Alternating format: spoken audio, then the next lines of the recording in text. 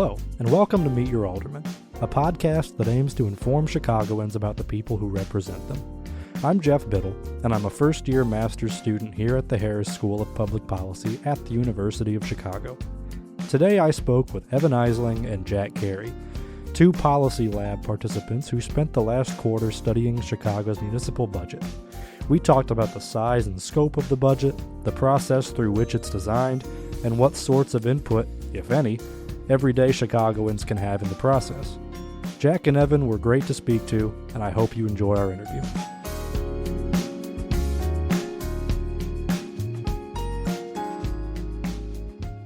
All right, I'm here with Jack and Evan. Go ahead and introduce yourselves, guys. Hi, everybody. My name's Evan. I'm a second-year Master in Public Policy student here at the Harris School. And I'm Jack. I'm a third-year joint degree student at UChicago, so I'm at Harris and at the Booth School of Business. Very nice. Well, thank you both very much for sitting down with me to talk about the budget of the city of Chicago. I'm excited to learn more, and I'm sure all the listeners are as well. With a city as large as Chicago, obviously the budget can just be a million different projects. But from a sort of broader view, tell me a little bit about the size and scope of the city budget. Sure. So the budget in Chicago last year was $16.4 billion. And then just in terms of where that money's coming from and where it's going, it's what you would imagine, comes from taxes, comes from grants from the federal government, from the state government, comes from things like, airports, water utilities, special revenue funds. And then in terms of where the money goes, surprisingly, one of the biggest spendings is actually this bucket called general financing requirements, which a lot of that is paying down debt and pensions. And then some of the other spendings kind of where you'd imagine it, things like infrastructure, public safety, police and fire is one of the biggest buckets. So that's kind of an overview. Interesting. Okay. So knowing that, what does the process of getting there look like? Like, how did the city officials design and implement a budget? And maybe how has that changed over time? Sure. So just getting into the current budgeting process right now. So budget season in Chicago starts in June and ends at the end of the year in January. So it kind of runs for half the year. So just kind of going over what that budget season looks like. So in June, all of the departments in the city of Chicago, think like the Mayor's office, Department of Housing, Department of Transportation. So they all get together and come up with their budgets internally and submit a request to the Office of Budget and Management. And then from there, OBM kind of analyzes that, does public engagement, and then from there, comes up with the budget internally. So OBM then, takes those proposals, works with the mayor's office, and then they come up with an executive budget that the mayor submits. And that's around October. And those are their recommendations that they submit to the city council. From there, when the city council has that executive budget, they'll hold hearings on that proposed budget and analyze it to get, the public's perspective, to analyze it themselves. And then they go through those hearings and have a period between October and December where they have to approve that budget that the mayor submitted. And then once they approve that budget, there's something called the annual appropriation ordinance that gets passed. And then once that's passed, that goes into effect on January 1st. And that passed annual appropriation ordinance is the effective budget for Chicago. That strikes me as not having maybe quite as much council involvement as you would expect, especially not being from Chicago. So does that process line up with what the municipal code tells us we're supposed to do? Yeah, I think that's the really interesting thing is through looking at this process, you found that there really wasn't that much established in the municipal code that dictated exactly what needs to happen or who needs to do what. A lot of what is done is simply done because that's the way we've done it for a long time. And it's a system of norms that really sets in place the process that we see for both setting forth the budget priorities and then going through the actual process of passing that. I think a couple things that strike me in what we've learned is simply how little public involvement there is, how little involvement the city council has, and really once they receive the budget for those couple weeks of limited hearings in front of the city council, the vast majority of the budget's already complete and fully baked, and there really isn't much room for changes to be made or much of a desire for changes to be made at all. Yeah, to Evan's point, I think it's important to note that, the council is not involved at all in kind of the actual creation of that. And once a budget's created, it's thrown on their desk and there's a limited amount that they can do with it from there. So it's probably worth noting there, too, that the Chicago City Council is rapidly changing in composition, both demographically, ideologically, and in a host of other ways. So do these new council members have a different view of their role in the process? Because it seems like they might want to move away from mayoral power a bit. I think they do. We've talked to a few city council members, some of this kind of younger generation that you're talking about. And I think we see a real willingness for that role in terms of being a city council member to kind of change from something that's a little bit more operational, providing goods and services to your constituents, to something that's more of a legislative role and to really have, a role in things like creating the budget and shaping policy in Chicago. It'll be very interesting to see how that plays out after these upcoming elections as well. Moving in a little bit more of a comparative direction, do you know of any other U.S. cities with similar or better budgetary processes? And I guess that's in your opinion. Yeah, so we did a scan of a lot of different cities as part of the Policy Lab project, but for simplicity's sake, we kind of landed on New York City as a good comparison city to look at the entire municipal budgeting process, primarily because it's a city that is of a substantial size. It's a center for global commerce. It has a large, diverse population and has dealt with its own issues and history of political corruption and malfeasance. So for those reasons, we thought it was a good comp for Chicago, but obviously there are going to be inherent differences with every city and its processes that make it difficult to say this city is doing it better or this city should apply exactly how they're doing it over here. I guess a better question might be, were there any lessons you took away from comparing Chicago to comparable cities about how the budgetary process plays out? Maybe even just a quantitative observation. Yeah, there definitely are lessons that can be taken from how New York does their budget. Like Evan said, obviously it's not, the perfect model, but I think one thing that we learned from how New York does their budget is that they really enable their city council and just their population more in general to really play a role in the budget and understand the budget.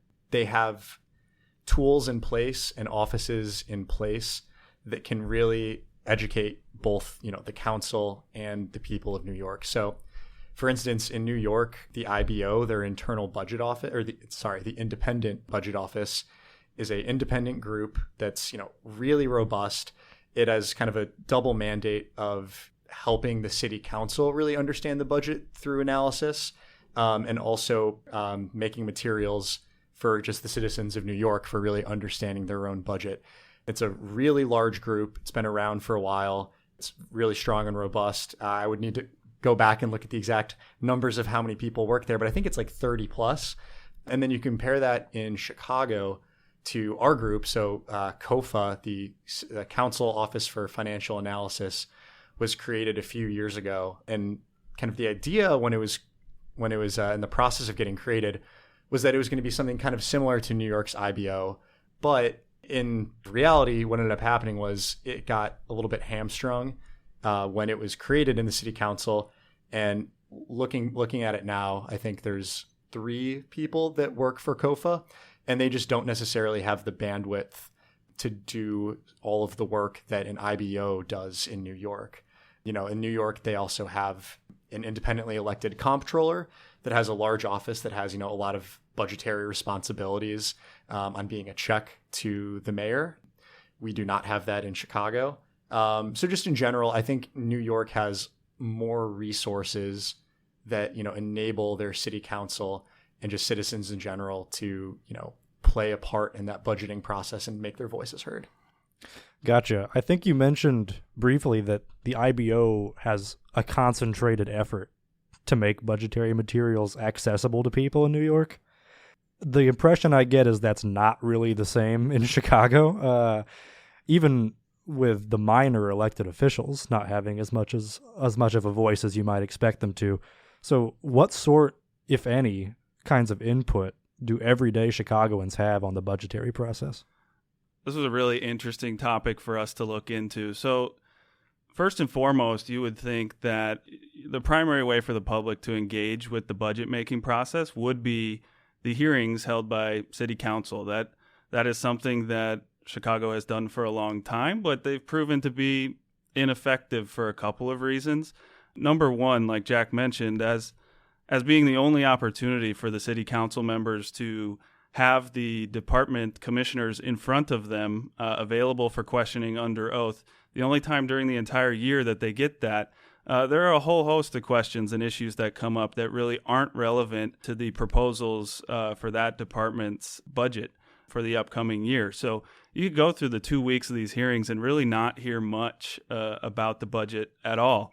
It doesn't do a great service to informing the public if we're not really discussing the budget proposals at hand. And really kind of the second place where you'd expect to solicit community input is the mayor and her team go out into the community and hold a lot of public hearings that try to get input from community members as to what they think is important on the budget. But as we've seen here also, these are pretty ineffective in terms of the types of community members you're able to get feedback from. You have to be able to attend these in-person hearings. You have to feel passionately enough about something to get up to the mic and say something. And there's also no proof that all of those comments are really taken into account or actually have an impact on the budget or lead to changes in the proposed budget. So I think what you see is both community engagement that is limited in scope, and what is available is ineffective or doesn't really represent the viewpoints of all Chicagoans. So that's definitely a risk and probably something that needs to continue to be evaluated. And to add on to that, I think one place where you do see the voices of the citizens of Chicago in the budget is actually just at the ward level. So I know that there's some aldermen that have adopted, community-based budgeting, for their menus. And a menu is kind of that individual ward's budget that they can use on, infrastructure projects, repairing roads, kind of things of that nature. In some wards, the citizens do have a lot of control over what goes into that menu. But, when you compare it to the scope of the entire city of Chicago's budget, it's really small. So, each ward, I think the menu is around $2 million. And you compare that to the $16+ billion budget in the city and just where people have that voice, it's really small in comparison to the grand scheme of things. Kind of a bleak picture, but good to know. So with the city council's role, it seems like the general picture is that they're the ones assessing the budget after the fact. How equipped are they to actually do that effectively? So I think the city council's ability to really analyze the budget, like Jack had mentioned with the establishment of COFA, there was a grand vision for that body being a tool for the city council to use to really look at past budgets, understand what worked, what didn't, use that to inform future budgets. But kind of also like we've been talking about over the last few minutes, it's really up to the city council as to what they see as their role in budgeting. I'm not sure, based on what we've heard directly from city council members and what we've seen in our research, I'm not sure they believe that complete budget analysis is really a big, important piece of their role currently. They're much more focused on the ongoing matters directly within their ward, projects that are in their ward, menu funds that are tied to their ward, and not necessarily looking at the bigger picture of that $16 billion and fighting for priorities across the entire city. So there's definitely area and room for improvement here, but I'm not sure there's a desire to necessarily go there based on how the city council currently sees their role in budget making. And I think that desire or lack of desire comes from just an inherent misalignment of incentives, because what gets you elected is, what you're doing for that individual community. So, even if you propose, an awesome piece of legislation that really impacts, the city as a whole, maybe it doesn't have a physical, tangible, really noticeable impact on your ward itself. And that's who's electing you. So there's really an incentive to get elected to focus just on the micro that affects your ward rather than the greater budget or the legislative matters that really affect the whole city. Interesting. Okay. Well, one thing I do really want to touch on as well, kind of specific, is that Chicago has a known budgetary crisis of not being able to pay their pension liabilities. So do funds from the city budget go directly towards paying off those liabilities? I laugh, but it's a very serious issue. It's probably the greatest issue facing the city of Chicago, one that we've known of for a while, one that we've kicked the can down the road for a while. And depending on who you talk to, there's a fiscal cliff coming with Chicago's underfunding of these 4 major municipal pension funds. So kind of to back up just a little bit, Chicago has 4 major municipal pension funds. There is the largest one for general municipal employees. There's the laborers fund, and then there's one for police and one for fire. On top of pension liabilities, the city also has a huge debt crisis. Historically, we have gone through a process that's known as scoop and toss. So as debt liabilities come due, or we're paying interest on debt principal that the city has, we're paying for those liabilities as they come due by taking out additional loans and continuing to make a bad problem worse. So today, when you combine the pension liabilities with the debt payment obligations, that comes out to nearly half of the appropriated funds of the budget. So almost half of that budget spending that we allocate each year is going towards debt service costs and paying down the pension funds. When you consider the scope of that, you then think, oh, we must be doing a pretty good job of paying this down if we're paying such a substantial amount of money towards that every year. But the reality is we're not only not doing a very good job, we're doing a shockingly poor job at that when you compare us to the other top 10 U.S. cities by population. So to get a sense of this, we ran some numbers, and the best way to look at health of your pension fund obligations and how you're paying that is something called the funding ratio. So for each dollar you have to pay out, how many cents do you have set aside to pay for that in the future? Chicago's only, across the 4 pension funds, it only has 24 cents to the dollar set aside to be able to pay out those obligations. So 24%. And you compare that to other large cities like Los Angeles has 82% of their pension fund obligations ready and set to be paid out. New York City has 78%. So it's not only that Chicago is lagging, it's significantly lagging behind other major cities. Yeah, and I think a really important thing to note with the underfunded pensions is the intergenerational equity aspect to it. So why this is so important is that, people that haven't even been born yet, that are in no way involved in making these decisions around spending today, are the ones who down the road are going to be paying for the decisions that are made today. If we wanted to pay that off kind of before that happened. So, we've read a lot of materials that say 20 years is a generation. So we want to pay it off in 20 years.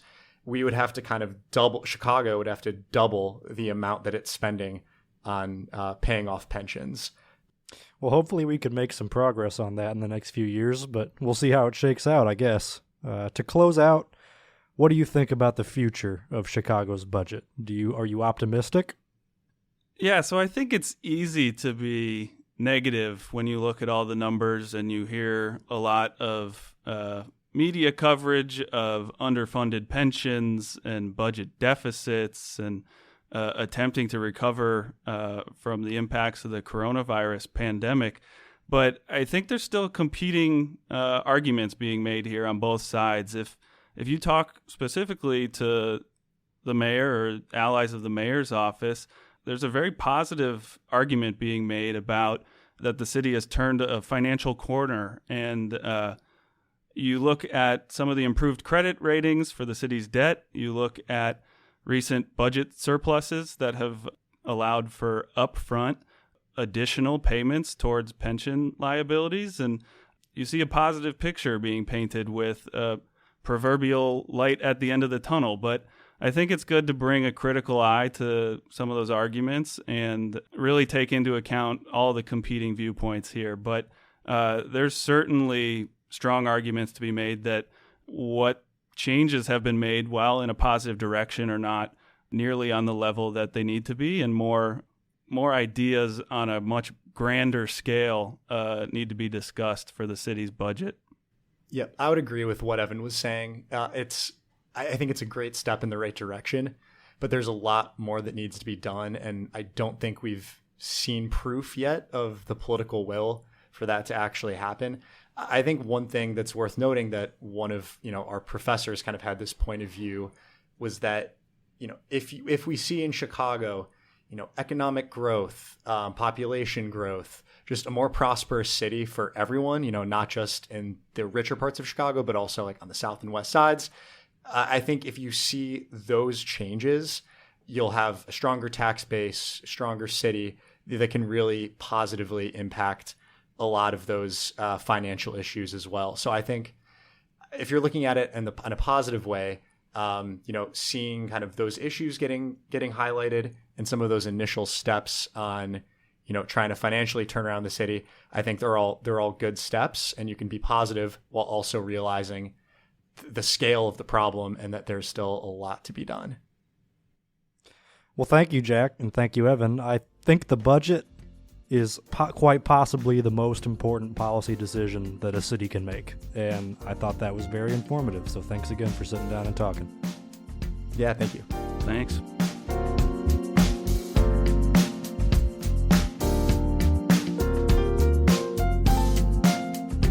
After our interview was over, Jack and Evan did reach back out with one small correction to their comments about the budgetary process. They were right that the municipal code is very vague on the topic, and a lot of the process is dictated by pure tradition. However, Illinois state law does have some basic statutory requirements that must be followed, and they thought that was worth noting. Special thanks go out to Eric Geber and Sarah Scott for helping edit this episode, as well as Olivia DePriel for graphic design work, and the other members of Jack and Evan's budget team, Gabby Meyers, Tomo Yano, and Jiae Myung. We really appreciate you listening to Meet Your Alderman. You can always find us on Twitter at @TweetYourAlderman, and keep an eye out for the very last episode of the Meet Your Government Miniseries. That's all we have for now, but be sure to catch us then.